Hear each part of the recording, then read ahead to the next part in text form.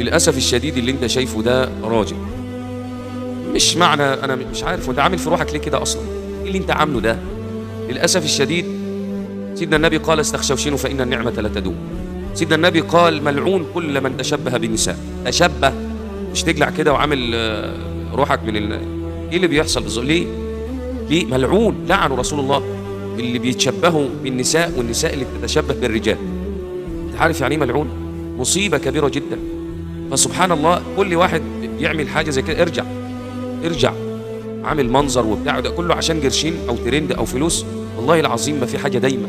مهما طال الليل لابد من طلوع الفجر، ومهما طال العمر لابد من دخول القبر. هنتحاسب. استخشوشين وخليك راجل كده، الحرمة تبقى ساترة نفسها وفي حالها وبتتجوز وتربي ولادها، والراجل يكون راجل مش لابس ضيق ومبين وراكك ومبين. ايه اللي بيحصل؟ فين عقلك؟ استخشوشين فإن النعمة لا تدوم. اكتبوا لنا رأيك في اللي بيحصل ده.